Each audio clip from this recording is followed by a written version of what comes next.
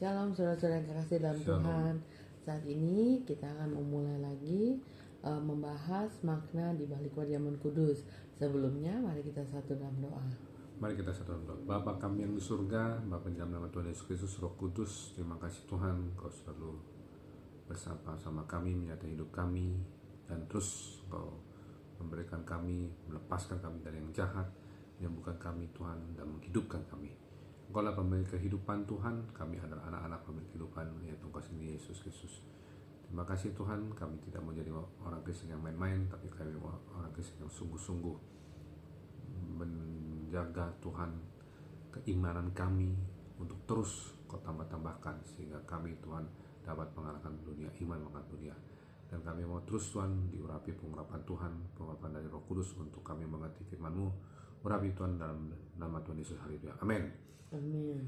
Kita akan membahas makna perjalanan kudus di dalam Yohanes 6 ayat 53-54 tentang hidup yang kekal adalah hidup yang berkesinambungan. Ya, tolong bacakan. Yohanes 6 Ayat 53, ayat 54. 53 dan 54. Maka kata Yesus pada mereka, Aku berkata kepadamu, sesungguhnya jikalau kamu tidak makan daging anak manusia dan minum darahnya, kamu tidak mempunyai hidup di dalam dirimu. Ya. Barang siapa makan dagingku dan minum darahku, ia mempunyai hidup yang kekal, dan aku akan membangkitkan dia pada akhir zaman. Ayat 53, Tuhan Yesus bilang kalau kita tidak makan daging anak manusia dan minum darahnya, kamu tidak mempunyai hidup di dalam dirimu. Jadi ini memperoleh hidup ini adalah hubungannya dengan makan dan minum. Ya. Tapi makan dan minum ini bukan makan dan minum dunia ya, bukan makan nasi atau minum air putih atau makan 4 sehat 5 sempurna. Tapi di sini konteksnya ya, waktu Tuhan Yesus menjelaskan ini di rumah-rumah ibadat ya, makan daging anak manusia dan minum darahnya.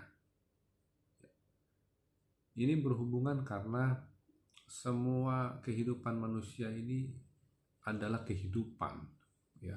Manusia merindukan kehidupan. Tidak ada satupun manusia yang merindukan kematian ya.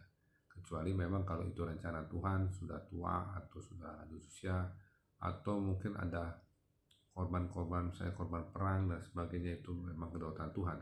Tapi pada dasarnya manusia ini menginginkan kehidupan. Tapi bukan hanya manusia saja menginginkan kehidupan, tapi Tuhan menginginkan kehidupan. Makanya dia menjelaskan, jikalau kamu tidak makan aku, katanya Tuhan, dan tidak minum darahku, kamu tidak mempunyai hidup di dalam dirimu. Jadi tidak cukup kita, poinnya adalah ke hal-hal yang bersifat jasmani. Makanya ada firman Tuhan, manusia hidup bukan dari roti saja, tapi dari setiap firman yang keluar dari mulutnya Tuhan. Makanya di ayat 54, barang siapa makan dagingku dan minum darahku, ia mempunyai hidup yang kekal. Langsung mempunyai hidup yang kekal. Jadi tubuh dan darah Kristus itu bukan lambang, tapi kehidupan. Kita menyembah Allah yang hidup, Yesus Kristus ya, yang telah mati di atas kayu salib, bangkit pada hari ketiga, naik ke surga ya, untuk menyediakan tempat bagi kita. Pada dasarnya tubuh dan darah Kristus ini adalah rancangan Tuhan sebelum dunia dijadikan ya, kisah penciptaan. Kenapa? Karena ada dibilang, dan aku akan membangkitkan dia pada akhir zaman ya. Akhir zaman dimulai waktu Tuhan Yesus Kristus lahir ya, terus waktu usia dewasa 30 tahunan pelayanan, sampai akhirnya mati di atas kayu salib, bangkit pada hari ketiga, naik ke surga, dan Tuhan Yesus Kristus berdoa kepada Bapa untuk menggenapi janjinya mengirim Roh Kudus ya. Sampai kapan itu? Sampai pemerintahan Kristus ya. Pemerintahan Kristus itu bicara pemerintahan 1000 tahun ya. Itu setelah masa kesusahan besar, tapi tidak akan dibahas ke sini. Dan ini janjinya Tuhan, kalau kita makan tubuh Kristus dan minum darah Kristus, aku akan membangkitkan dia pada akhir zaman. Jadi kita mengalami kebangkitan pertama yang akan dibahas nanti di Wahyu 20 ya. Wahyu 20 itu bicara tentang kebangkitan pertama, ada ayatnya.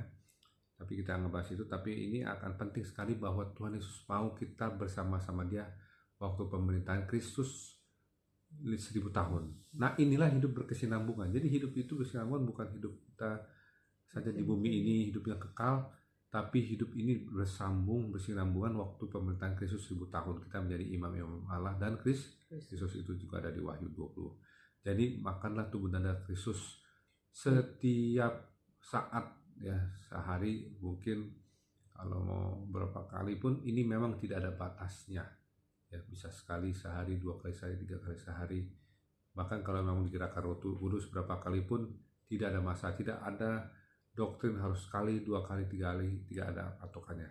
Yang penting firman Tuhan ini kita lakukan, makan tubuh dan darah Kristus, bukan makan tubuh dan darah Kristus waktu perayaan Paskah saja, Jumat Agung atau kenaikan Tuhan Yesus pas hari Minggunya, atau pas Natalan tanggal mau 24 atau pas mau tahun baru, bukan. Tapi setiap hari buat kita dapat kesinambungan hidup yang kekal dari pemilik kehidupan, yaitu Yesus Kristus. Amin. Mari kita satu dalam doa. Bapa kami yang di surga, terima kasih Tuhan, Kau sungguh baik kami. Kami yakin firman-Mu ini Tuhan sudah Engkau rancangkan Tuhan sebelum dunia dijadikan, bahwa memang Tuhan diutus oleh Bapa di surga untuk berfungsi sebagai penyelamat umat manusia, penyelamat kami semua Tuhan. Dan penyelamat itu ada di dalam Engkau, namanya Yesus Kristus, artinya Engkau yang menyelamatkan umat manusia. Dan itu firman-Mu jelas bahwa kalau kami makan tubuh dan darah Kristus, bukan lambang tapi benar-benar firman Tuhan yang hidup, kami memperoleh hidup yang kekal.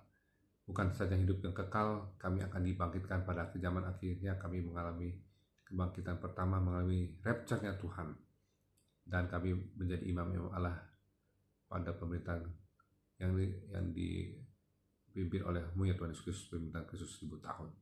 Genapilah kami Tuhan, karena Engkau datang ke dunia ini untuk memberikan tubuh-Mu dan darah-Mu, untuk kami makan dan minum, memperoleh keselamatan, karya penebus kayu salib.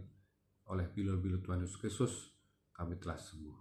Oleh bilur-bilur Tuhan Yesus Kristus kami telah sembuh. Dan oleh pencurahan kuasa dari Yesus Kristus kami disucikan, kuduskan, dan dibersihkan dari segala dosa saat kami. Terima kasih Tuhan, dalam nama Tuhan Yesus kami berdoa haleluya. Amin. Amin. Terima kasih Tuhan Yesus Kristus memberkati. Shalom. Shalom. Shalom.